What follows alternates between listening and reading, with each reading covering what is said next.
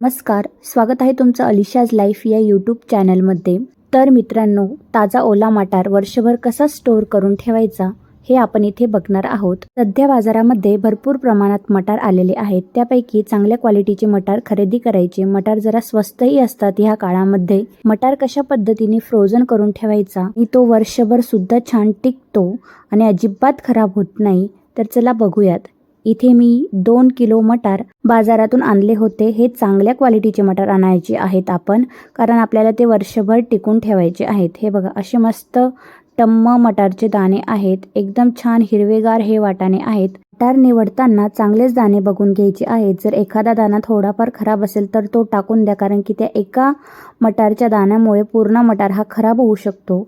आता मी हे मटार स्वच्छ पाण्यामध्ये 2 ते 3 वेळा धुवून घेतलेले आहेत. गॅसवरती एका मोठ्या पातेल्यामध्ये मी पाणी गरम करायला ठेवलं होतं. पाण्याला छान उकळी आल्यावरती त्याच्यामध्ये इथे मी 1 चमचा साखर घालणार आहे आणि अर्धा चमचा इथे मी मीठ घातलेलं आहे आणि हे छान असं एकत्र करून घ्यायचं आणि आपले हे मटार याच्यामध्ये आपण इथे गरम पाण्यामध्ये आपण हे मटार टाकून घेणार आहोत. गरम पाण्यात टाकल्यामुळे पाण्याला आलेली उकळी ही बंद होते, कारण मटार हे गार पाण्याने आपण धुतलेले असतात, त्याच्यामुळे पाण्याचं टेम्परेचर कमी होतं.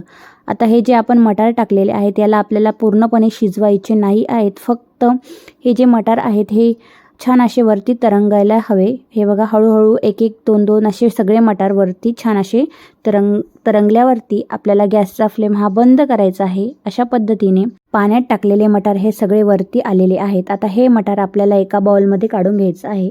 आता या ठिकाणी मी एका कुंड्यामध्ये छान असं गार पाणी घेतलेलं आहे आणि काही बर्फाचे खडे टाकून घेतलेले आहेत.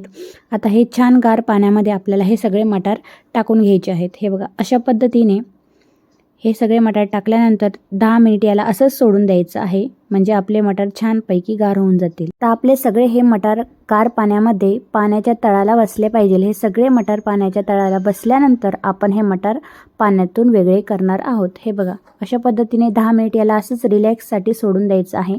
आता मी इथे एक पातेलं घेतलं आहे पाणी निथळण्यासाठी आणि त्याच्यावर एक चाळणी ठेवली आहे, म्हणजे आपण जे मटार याच्यात टाकू त्याचं जे पाणी असतं ते छान असं त्या पातेल्यामध्ये निथळलं जाईल. अशा पद्धतीने मी सगळे मटार हे चाळणीत टाकून घेणार आहे.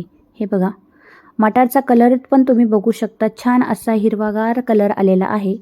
फक्त 5 मिनिटासाठी याला सोडून द्यायचं, म्हणजे त्याचं चांगलं पाणी निथळलं जाईल. आता एक छान असा मऊ कॉटनचा कापड घ्यायचा. येथे मी पांढऱ्या कलरचा कापड घेतलेला आहे, म्हणजे तुम्हाला मटार छान असे दिसायला हवेत.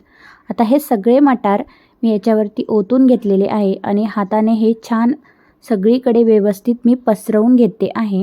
रात्रभरासाठी याला असंच सोडून द्यायचं. ओव्हरनाईट याला छान असं थोडंफार सुकवू द्यायचं. याचं सगळं पाणी व्यवस्थित असं सुकलं पाहिजे. आता रात्रभर याला असं सोडल्यानंतर आपले मटार अशा पद्धतीने दिसतात. आता याला आपण कशामध्ये भरायचं, तर अशा झिपच्या पिशव्या येतात बाजारात, नॉर्मली कुठेही भेटून जातात, ह्या घ्यायच्या, किंवा अशा थोड्या वेगळ्या पद्धतीने पण चांगल्या क्वालिटीच्याही अजून येतात. जर तुमच्याकडे अशा पिशव्या अवेलेबल नसतील तर तुम्ही एअरटाईट डब्यामध्ये तुम्ही हे मटार साठवून ठेवू शकतात. आता ह्या पिशवीमध्ये असे दाबून चपून आपल्याला हे मटार अजिबात भरायचे नाही आहेत.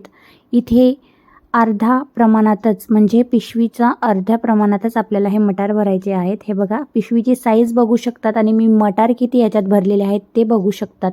जर तुम्ही जास्त दाबून मटार भरले तर ते मटार लगेच खराब होतील, कारण की त्याला अजिबात थोडी पण पेस भेटणार नाही. हे बघा, आता इथे मी ही झिप लावून घेते आहे. आता याच्यात अजिबात हवा राहू द्यायची नाही, पूर्णपणे याची हवा काढून टाकायची आहे. आणि अशा पद्धतीने मी ही पिशवी आहे ना फोल्ड करून घ्यायची. हे बघा, अशा पद्धतीने अर्धी साईज आपण मटार भरलेले होते ती आणि अर्धी आपण फोल्ड केली आहे.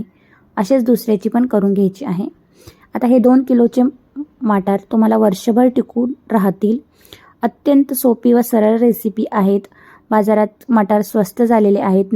नक्की विकत आणा आणि स्टोअर करून ठेवा. मित्रांनो, तुम्हाला आजची रेसिपी कशी वाटली ते नक्की कळवा आणि चॅनलला सबस्क्राईब करा. धन्यवाद.